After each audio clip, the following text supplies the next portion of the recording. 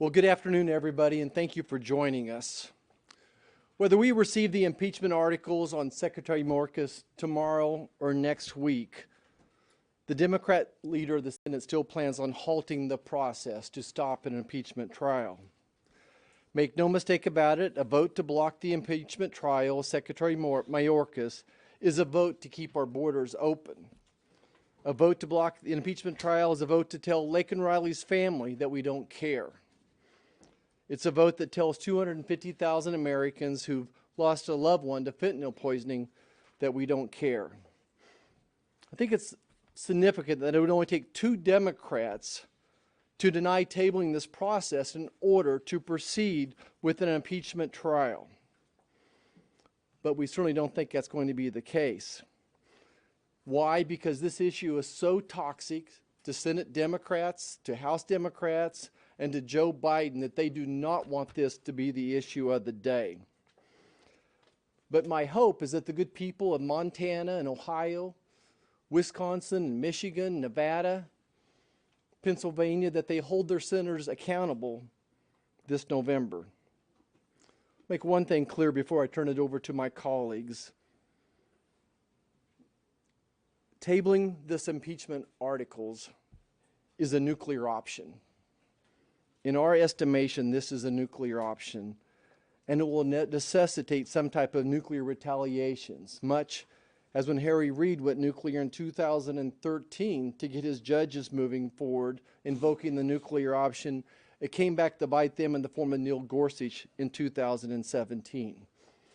I look forward to my colleagues prosecuting this case on behalf of the American people and sharing why we need to go forward with this impeachment trial of Secretary Mayorkas. So unless, I think Senator Kennedy's the first one here. John, go ahead. I'm next? Yeah, we got the first 2 on here, so you're Okay. sorry.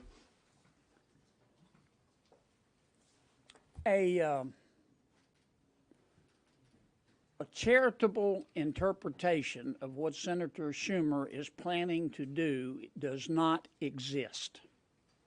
It doesn't. He is going to either make a motion to table or to dismiss the work done by the U.S. House of Representatives. In our 200-plus year history, we have had 21 public officials impeached by the United States House of Representatives. We in the Senate have held trials in all but 3. In 3 instances, we dismissed the charges because the officials resigned.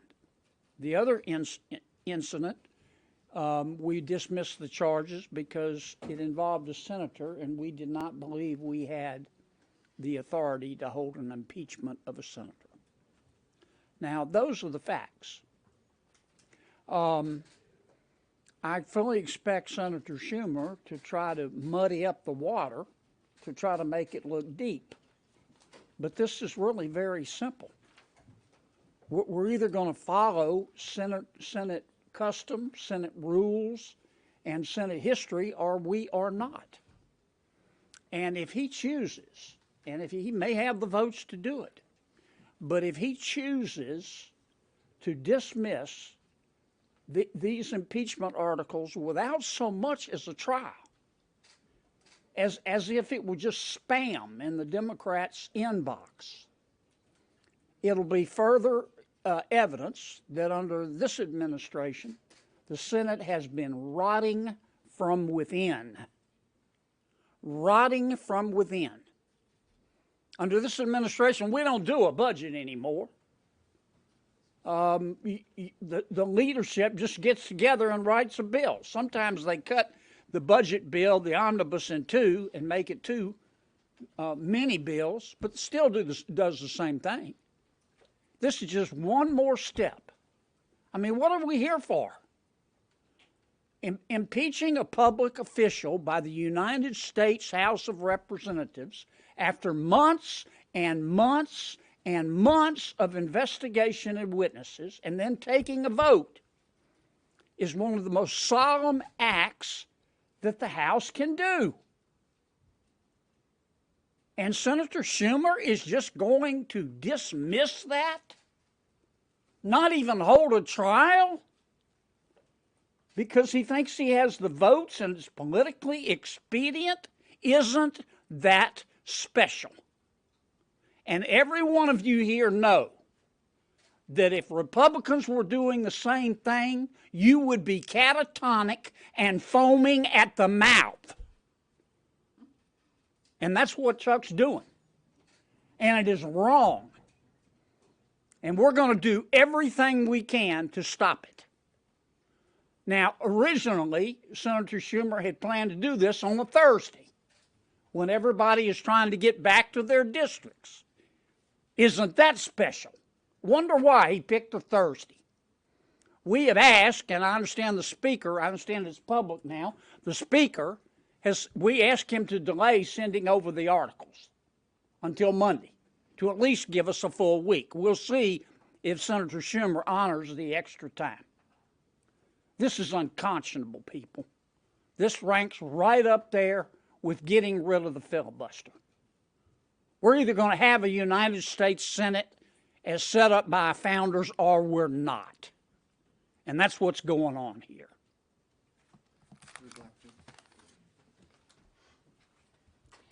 We all know that Chuck Schumer is playing politics with this. He has members that are very likely going to lose their seats, and he does not want them to have to take a vote on this. He also knows that the border and the lack of border security is the #1 issue with the American people. I hear it in Tennessee every day. So Chuck Schumer is trying to be too cute by half and devise a way to not have a trial. Now, here's what he had to say in 2019, prior to the impeachment of President Trump. He said, and I'm going to quote him, "We would do well to remember our constitutional duty to act as judges and jurors in a potential trial," end quote. So he fully realizes that this is our constitutional duty. It is ascribed to us to take up these articles, to hold a trial. But he is so power hungry, the only thing he can focus on is the November elections. And what he is willing to do is toss the Constitution aside so that he can protect some of his members. It is imperative that we take the information from the House. It is imperative that we hold a trial of Secretary Mayorkas, who has neglected his duty. Think about it. We have a Homeland Security Secretary that does not believe in securing the homeland. You go ahead. That's fine. A moment ago, Senator Kennedy referred to this as akin to the nuclear option. This is certainly the most violent act undertaken at the United States Senate, violent against the institution of the Senate and its time-honored traditions since November of 2013, when Harry Reid deployed the nuclear option on the executive calendar filibuster.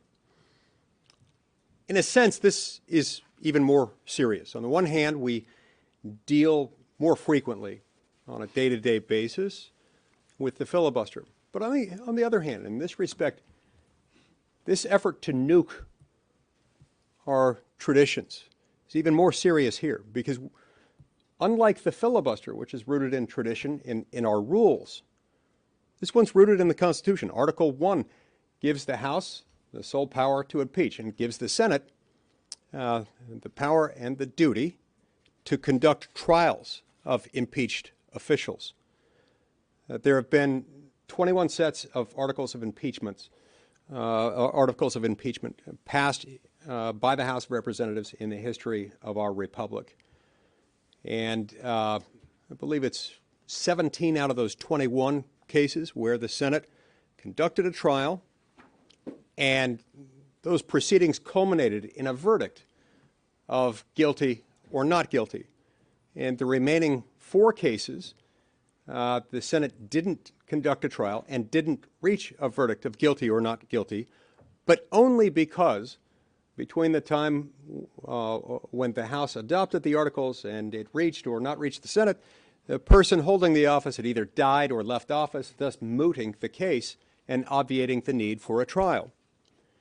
There's no plausible justification for invoking any of those historical antecedents here, as Secretary Mayorkas is very much alive and very much still the Secretary of Homeland Security. So in that material respect, what they're nuking here is not just a Senate precedent or a Senate rule, but a provision of the Constitution and a time-honored duty in the United States Senate to do this. They are nuking a provision of the Constitution.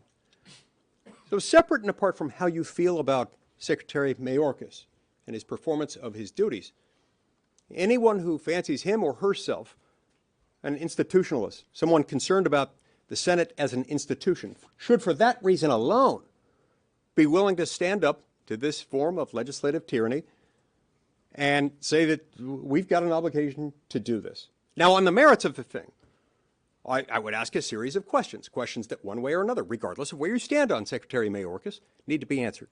So, for example, if you think that Secretary Mayorkas has not willfully, defiantly refused to enforce our laws, then let's hold a trial. If you disagree that he's allowed over 430,000 unaccompanied minor children in recent months into the United States, then let's hold a trial. If you think that he hasn't dangerously loosened restrictions and efforts to vet people entering our country from China, including a whole lot of military-aged men crossing our border, then let's hold a trial. If you believe that we haven't seen a dramatic increase in known terror suspects entering our southern border unlawfully, then let's hold a trial. Because a trial, after all, can either acquit or it can convict, which begs the question, why don't they want to hold a trial, given that we have a sworn duty consistent with our oath to uphold the Constitution, as we're all required to take under the Constitution, to conduct this trial? We've got nearly 2.5 centuries of precedent backing up that constitutional duty. Why depart from this now? Why depart from this now, even if, especially if, you think he's innocent of the impeachable offenses of which he's been accused? What does an innocent administration that has nothing to hide do? It's not this. I'm very grateful to Speaker Johnson for his bold willingness to delay this. We don't want this to come over on the eve of the moment when members might be operating under the influence of jet fume intoxication. That was precisely the plan, and it's much better for us to do this at the beginning of a legislative week rather than toward the end of one, and I thank him for doing that. Senator Cruz. We are witnessing a profound threat to our nation at the southern border. Joe Biden, Kamala Harris, and this entire administration has deliberately and willfully facilitated the criminal invasion of this country. It is a humanitarian crisis. It is a public safety crisis. It is a national security crisis. When Alejandro Mayorkas last testified before the Senate Judiciary Committee, I asked him how many migrants died last year crossing into this country. He said, I don't know. Of course he didn't. The number's 853, but this administration doesn't care about the body bags that their open borders are producing. When Joe Biden stood before Congress and gave the State of the Union address, he had planned in his remarks not to say a word about Laken Riley, the beautiful 22-year-old woman, the nursing student in Georgia, murdered by an illegal alien Joe Biden and Alejandro Mayorkas released into this country. When Biden gave his State of the Union address, he didn't mention the name Jeremy Caceres, the 2-year-old little boy murdered just miles away from here in Prince George's County, again by an illegal alien, that Joe Biden and Alejandro Mayorkas released into this country. He also didn't mention the Haitian illegal immigrant that Joe Biden and Alejandro Mayorkas flew from Haiti to America, released, who then violently raped a 15-year-old girl in Boston, Massachusetts, who was severely disabled. What we are witnessing is evil. It is wrong. That is why the House of Representatives impeached Alejandro Mayorkas, because he has aided and abetted the criminal invasion of this United States. And yet, Chuck Schumer and the Democrats don't want to talk about it. Even worse, Chuck Schumer and the Democrats want to defy their constitutional responsibility. 21 times in our nation's history, the House of Representatives has sent articles of impeachment over to the Senate. 21 times. Alejandro Mayorkas is only the second cabinet member ever to be impeached. The last time a cabinet member was impeached was 1876, 148 years ago. What Mayorkas has done is extraordinary, and its consequences are profound. Under the Constitution, the responsibilities of the Senate are simple and straightforward. They are to try this impeachment. Chuck Schumer doesn't want to do that.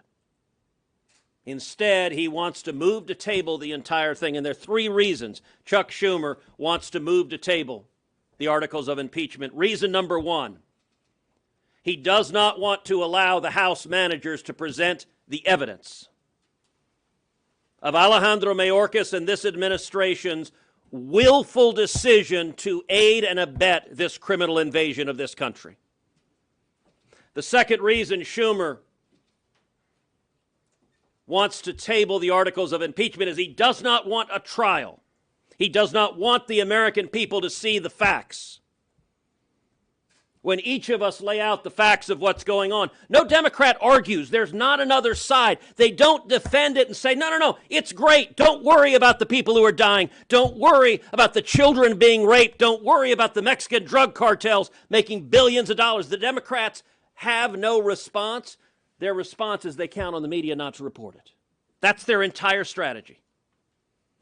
And the third reason Schumer wants to table these articles of impeachment is he does not want Senate Democrats, particularly those on the ballot in November, to vote guilty or not guilty, because it is indisputable Alejandro Mayorkas is guilty. And he's not just guilty of aiding and abetting the invasion that has happened for the last 3.5 years and every dead body that has resulted, but he's guilty tomorrow and the next day and the next day. He intends to continue facilitating and accelerating this criminal invasion. Of the 21 times the House has voted out articles of impeachment and sent them to the Senate, in 4 of them, the Senate either lacked jurisdiction because the individual was a senator and not an executive branch officer or a judicial officer, or the person impeached was out of office and the case was mooted. In every single case where the individual impeached was still in office, in all 17, the Senate conducted a trial and adjudicated and came to a decision, guilty or not guilty. In 2013, Harry Reid nuked the filibuster. That did enormous damage to the institution of the United States Senate. In 2024, Chuck Schumer intends to nuke the impeachment clause of the United States Constitution. And make no mistake, if this precedent is set, it will not be the last time it is used. If and when Donald Trump wins in November, if, God forbid, Democrats have the House, they'll impeach him again. And probably again and again and again. And what Chuck Schumer is deciding is the Senate no longer has to try impeachments, but instead can hide behind procedural games. Anyone who cares about the security of this country should oppose what Schumer is doing and vote to convict Alejandro Mayorkas, and anyone that cares about the United States Senate and about the United States Constitution should demand that a trial be conducted. The American people deserve a trial, and I would encourage everyone in the media, ask yourself, why is Chuck Schumer so terrified to have a trial on what's happening on our southern border? And the answer is he cannot defend it, and he desperately wants to keep it hidden and secret from the American people.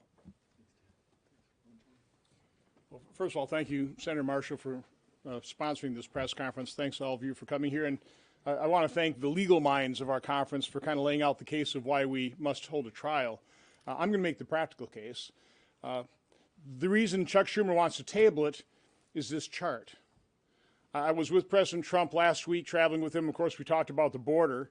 And I showed him this chart that I've been developing since I was chairman of Homeland Security, probably in 2014 and beyond, just updating it monthly. The disaster that was deferred action on childhood arrivals, which sparked this massive, under a Biden, invasion of our country. President Trump liked the chart, and he adapted it. He modified it for his own use. It's gotten more publicity as a result.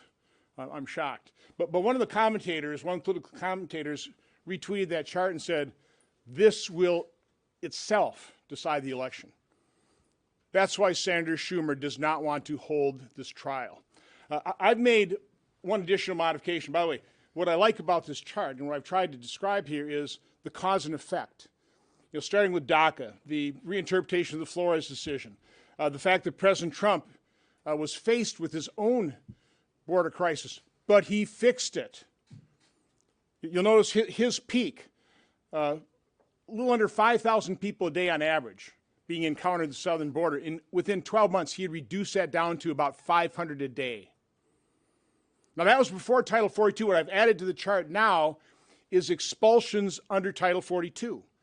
So even though single adults started increasing in about May of 2020 during the election year because Democrat presidential candidates were vowing they would end deportation, they'd provide free health care. That was an incentive.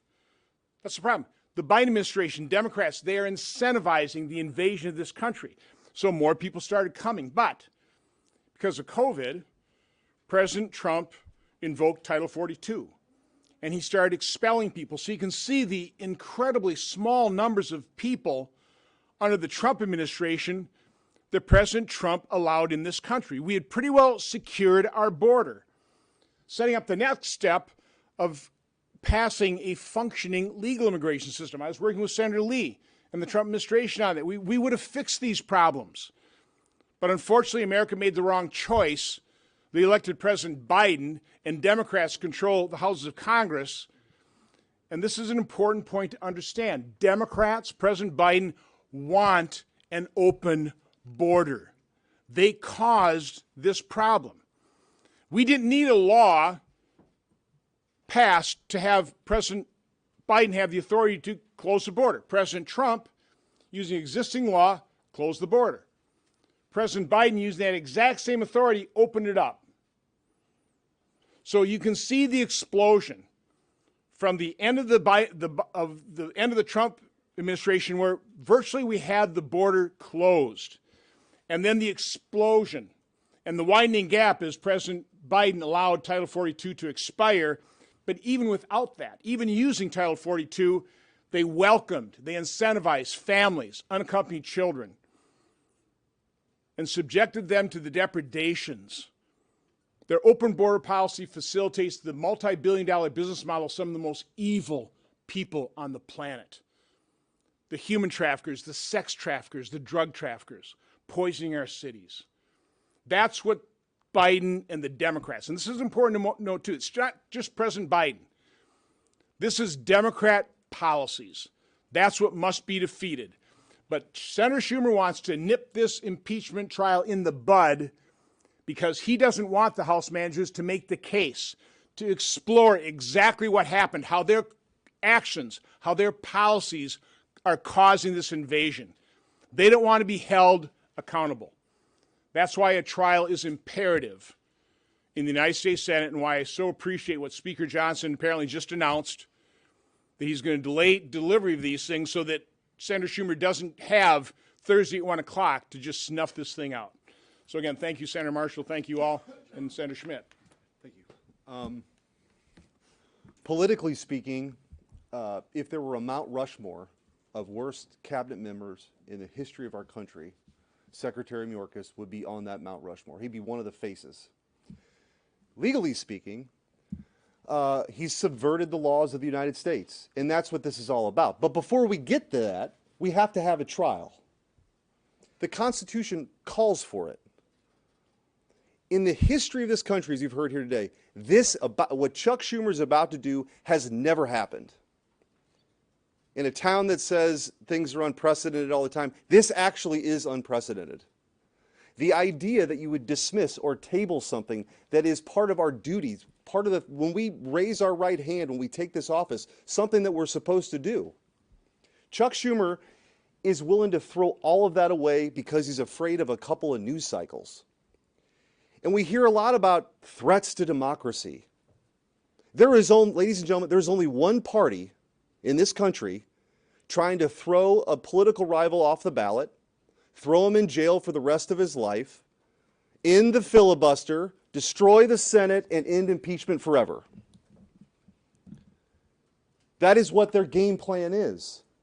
And so I would just simply ask, even my colleagues on the other side of the aisle, this is our job. This is our job, regardless of how you're going to vote.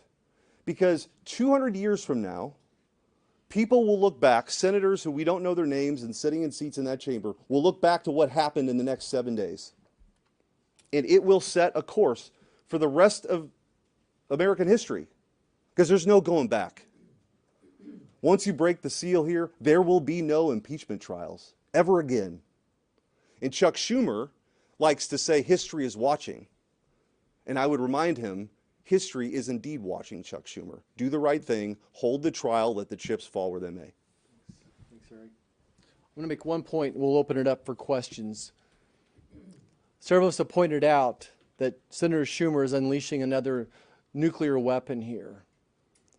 But can you imagine what the retaliation might be? Could you imagine a day and time where we have a Republican president, a Democrat-controlled House, they impeach the Republican president, they send it to a Republican-controlled Senate, and that Senate said, we're going to table it. I just think that Americans and the national media would lose their minds over it. But we're letting Chuck Schumer get by with it for whatever reason now. So let's do questions. I should go ahead. Just confirming here, you guys, a couple of you have already said that Speaker Johnson has already agreed to delaying this. You heard directly from the Speaker because he tweeted 2 hours ago that they were sending them this week, articles. Okay, so he's delayed this. If this is delayed to Monday, what then? How do you get a trial? How do you try to obstruct Schumer from dismissing this? Well, remember, Too much the microphone, Mike, so they can record it better. remember, once they deliver articles of impeachment, it triggers a whole different set of rules. The Senate has exactly 3 states of being: legislative calendar, executive calendar, and impeachment court calendar. The minute we receive the articles, we are convened, they read the articles, we get sworn in, and then we go about a process to negotiate the precise procedural metes and bounds of this particular impeachment proceeding. And in those we make arguments. We're allowed to make, in theory, unlimited motions, subject to being ruled dilatory by the presiding officer, Patty Murray in this instance, because the president's not on trial. And so we'll be making arguments and points of order in the unfortunate event that they decide to proceed with this disastrous approach to nuke impeachment, at least nuke impeachment in all cases where the party in control of the majority of the Senate finds itself in opposition to the impeachment. Remember, it has not been very long since we conducted 2 impeachment trials involving the 45th President of the United States, the first of which came over to us at a time when we Republicans were in control of the United States Senate. Think about it this way. Over time, you've seen the Senate gradually whittling away its own authority and with it, its own obligations. On the legislative calendar, we've seen the Senate and the House sadly transferring a disproportionate share of our lawmaking power over to unelected, unaccountable bureaucrats in the executive branch of government. On the executive calendar side, we've seen ourselves whittle down the number and the percentage, the portion of federal appointees, presidential appointees, subject to Senate confirmation. We'll now have a trifecta if we undertake this task, where we will have yet again narrowed down our constitutional duties, and that's shameful. But getting back to your question, this will be all about making those arguments, and we'll have more time to do them. Members will be less inclined to operate under jet fume intoxication on a Monday than they would on a Thursday. You bet, John. Go ahead. Yeah. The short answer is we're going to file points of order, but Senator Schumer can block those. Yeah, but how long? We'll have a lot of points of order because this is blatantly unconstitutional. But Senator Murray, the pro tem, will be in the chair, and she doesn't have to recognize us. That's entirely possible that Senator Schumer would tell her only to recognize him, and we wouldn't even have a chance to make a point of order. So much democracy. I mean, the Senate runs on unanimous consent, and moving forward, we may not be providing that consent. Well, and let me say also, y'all can influence this. Why is Chuck Schumer trying desperately to defy the Constitution and not have a trial? Because he doesn't want the American people to hear the facts about what this administration has done and how many Americans have died as a result. And he believes, with the motion to table, he believes the press will be compliant. How many of you are going to write a story tomorrow that says Chuck Schumer and the Democrats defy 200 years of history and for the first time refuse to hold a trial on impeachment? I suspect there are not going to be many stories. Why is Schumer wanting to do this? Because the press, he believes, will let him get away with it, and every Democrat. How many of you have asked John Tester in Montana, why are you refusing to comply with your constitutional duty? How many of you have asked Sherrod Brown or Jackie Rosen or Tammy Baldwin? They're all on the ballot. That's who Chuck Schumer is trying to protect from having to hear the evidence and fulfill a constitutional responsibility. He believes the press won't report on what he's doing. So you mentioned the vulnerable Democrats who are up for re-election and that they've kind of gone back and forth. But there's even some Republicans that are a question on what they'd vote in a motion to table. Talking to reporters today, Senator Romney said that he wasn't sure what he would do. I mean, what's the reaction to that? How do you project a unified GOP conference when you have some on that side saying they don't know what they'll do? Look, I think that every senator is going to vote their conscience. Obviously, Senator Romney's not up for re-election. Maybe there's a reason he's not going up for re-election. I would just tell you that the supermajority of Republicans that I know back home are demanding some sort of accountability. And I'm not sure what town halls he's going to and listening to, but it's not the same town halls I'm listening to. Mark? Senator Mark Tapscott with the Adblock Times. I have two questions. I want to follow up, Senator Lee, on what you were just saying about the demolition of congressional authority. The founders purposely made Congress, the creation of Congress, Article 1. Are you suggesting that effectively Congress is no longer the first branch? Yes. And look, it was surprising to no one. It was secret to no one at the time that the most dangerous branch of the federal government was then, is now, has always been, was always intended to be the Article 1 branch, the legislative branch, Congress, where we work. Always. Why? Well, because we have one branch that makes the law. We have one branch that enforces the law, or is supposed to.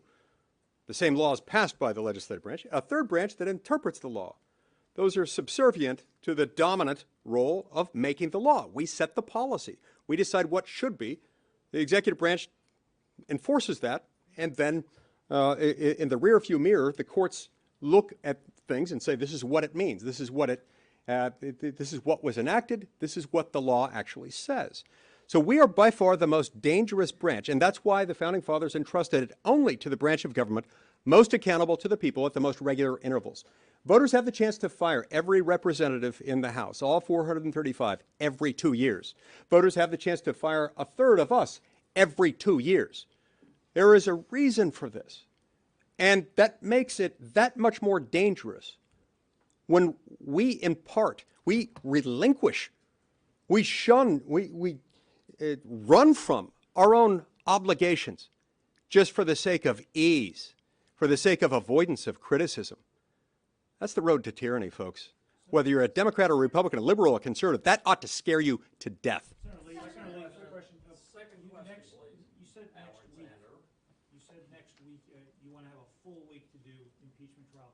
But doesn't that then conflict with the debate on the FISA extension, which has to be done by April 19th? Well, look, I don't know that it's going to take an entire week to go through the initial round of arguing. I mean, I would love to make it not easy for them to do it. I don't know that it will stretch it into an entire week. What I'm saying is if we don't start it until the end of the week, that leaves us no adequate opportunity to debate it. And you don't want members trying to get out of town so quickly that they're influenced by the jet fumes. And let me jump in on this, because there are two ways this can and should proceed constitutionally and consistent with precedent.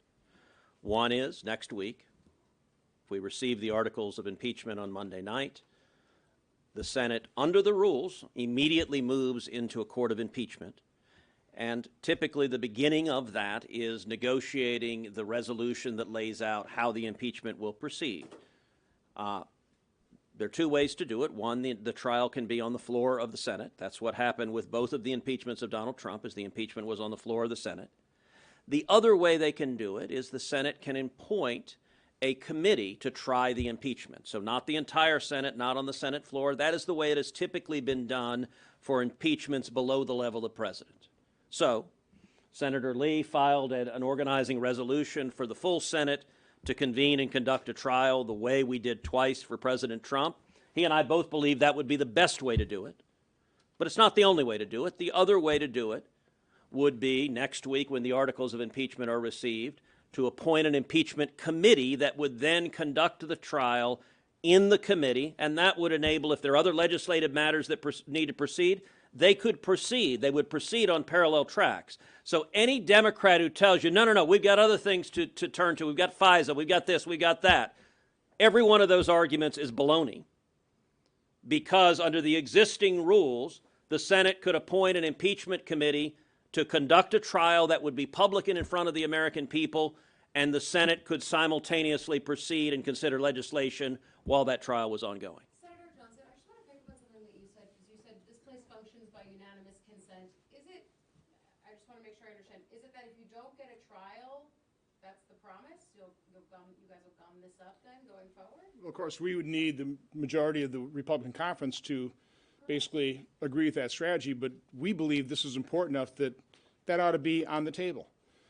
If Senator Schumer so disrespects the traditions and precedents of the Senate that he's willing to do this nuclear option on the impeachment power, I think we should certainly challenge him and let him realize that it may not be real easy going from here on in. Yeah, and let me just add, I will also say, this is not like some amendment on an approach bill, right? This is the United States Constitution in 240 plus years of precedent. And so my personal view is the consequences ought to be commensurate with the action. And this is, again, short of ending the filibuster, there's nothing more you could do in the United States Senate to diminish this institution from its constitutional responsibilities. This is it. Impeachment is actually something we're supposed to do, that trial. So my personal view is that there ought to be a real cost for Chuck Schumer. So we'll see. But just to make sure, you guys haven't spoken to anyone who's voting differently on tabling or not tabling based on if this happens on a Thursday or a Monday, right? Wait, what? Like, by pushing this to Monday as opposed to doing this on Thursday, you haven't spoken to anyone within the Republican or Democratic side that says, I'm going to vote to not table because this is happening a few days later. What kind of question is that? Well, no, How do you know we don't have the votes? I'm asking if you do, and I'm asking what the point, what the benefit of the delay is. Well, the benefit of the delay is, that we have a chance to talk about the issue. I mean, if you guys want to go back and write an article about whether your LinkedIn page is holding you back, you can do that, or you can write about this issue. And short of getting rid of the filibuster, this goes to the heart of the United States Senate. I happen to think, and I think my colleagues agree with me, that maybe talking about it for a few days before we take the Constitution and turn it upside down, just might be a wise thing to do. Well, and I'll Now, say, I can't tell you that every Republican is going to vote for this. I can't tell you that. And nor do You know as well as I do that we have some free-range chickens, and they wander off, and sometimes we can't catch them. They're healthy, though. And they have the right to be free-range chickens.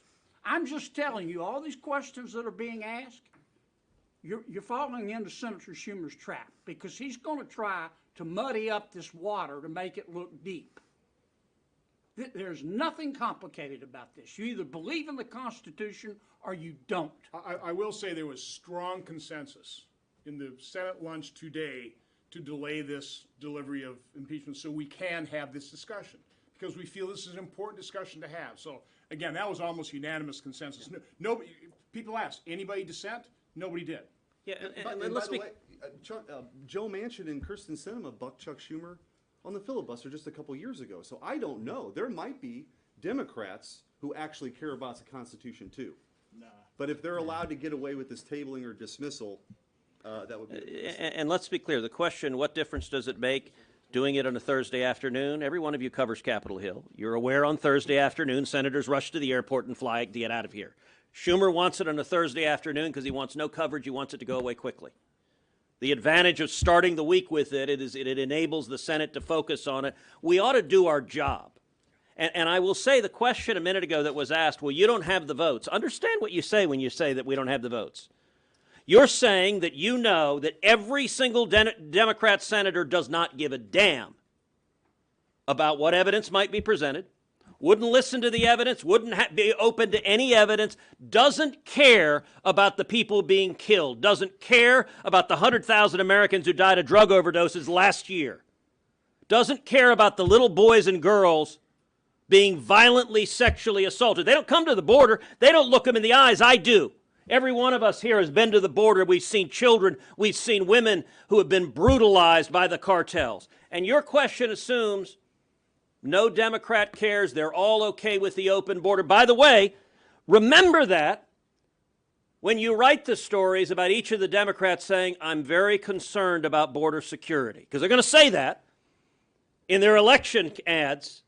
They're going to claim they're very concerned about it. Well, if they are, we ought to have a trial. And the reason Schumer doesn't want a trial, he doesn't want the evidence in front of him. And you know, the Democrat senators don't care about the people that are getting hurt by these open borders because their only priority is political power. I'm going to make one point too, is that public sentiment, public opinion does drive an impeachment trial. 1974, I'm a young boy watching Watergate hearings. And those hearings, with all the American eyes on those, as boring as those hearings were, they drove an impeachment trial to the point that caused Richard Nixon to resign. And just like the press then had a responsibility, the press has a responsibility now, I hope, to talk about the significance of this nuclear option. Yeah, go ahead. Consider it a success if you were able to, usher in that pressure to make Mayorkas resign, even if you don't necessarily vote to convict or remove? Mayorkas isn't going to resign. You know that, and I know that. You mentioned points of order, sir. Could you detail the kinds of points of order you're thinking of offering? I know you said it's up to them in terms of whether they recognize you, but what are your ideas in terms of? Well, I'm not going to tell you. Stay tuned. You should actually watch the proceedings. But I will tell you this: you'll be impressed. Okay? But we will have lots of points of order, and we will have lots of motions.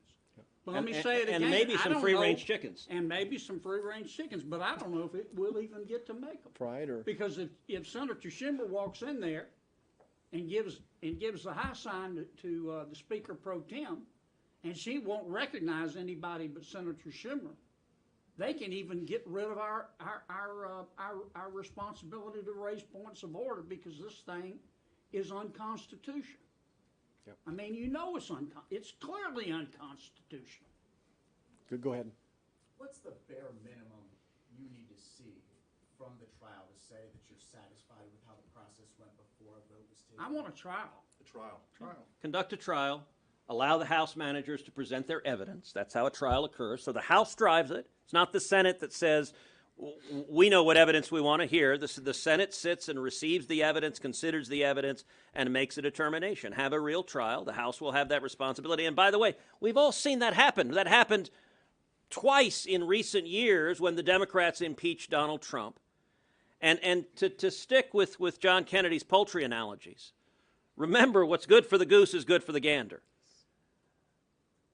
When House Democrats impeached Donald Trump the first time, Republicans had a majority. Yeah. We could have done this. We didn't. Because we actually took our constitutional responsibility seriously, and the Senate conducted the trial. The question is there even one Senate Democrat, one, who takes the Senate's constitutional responsibility seriously now? And if the answer is no, I can promise you, the next time we see an impeachment, if the Senate is in the same party as the president, you're not going to see a trial. You're seeing the Democrats erase the impeachment clause from the Constitution, and that is a serious, serious threat to the rule of law. Let's go clear to the back. So, Alex Rado with Newsweek. So is the ask to go straight into a trial or to have a committee assess the evidence beforehand? I'm proposing that we go straight into a trial with my organizing resolution. Senator Cruz has a different one that would propose that we have it handled by a select committee. I think most of us, maybe all of us, would probably prefer the former, but we'll take either one, as either one would satisfy our constitutional duty. Okay, last question, Mark. Yeah, when a federal official like Mayorkas takes the oath of office, I think the first sentence says he will uphold the law. The counts, one of the counts coming over from the House cites several specific instances where Secretary Mayorkas instructed DHS employees not to enforce the law. Is that a policy disagreement? No, that's called a violation of the law. Look, That's what and understand, That's why he's not going to resign. Mayorkas is not impeached for being incompetent. He's not impeached for being negligent.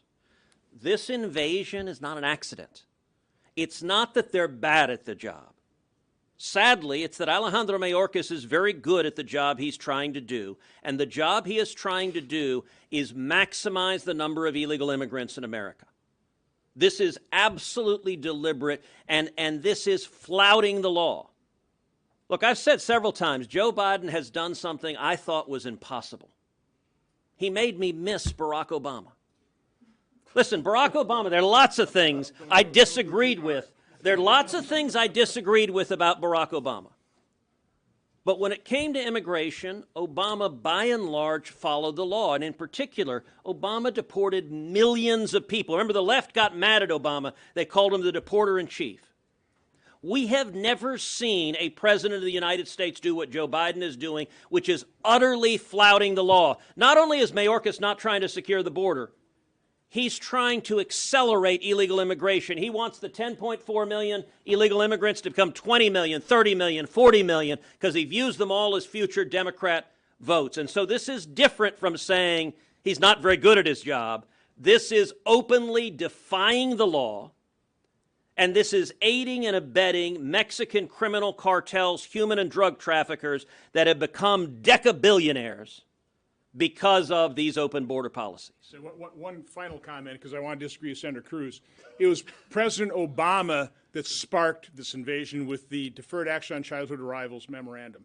That was a lawless act that caused all of this. And by the way, I do have that new chart for all of you if you want it. We probably got a couple dozen copies, but Thank you, sorry, everybody. Ted. Thank you. And by the way, Ron's got a tattoo of the chart, too. It's really, it's impressive.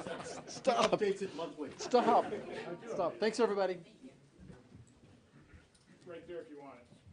Copies right here. Different color codes to match your outfit, or? I can take ours.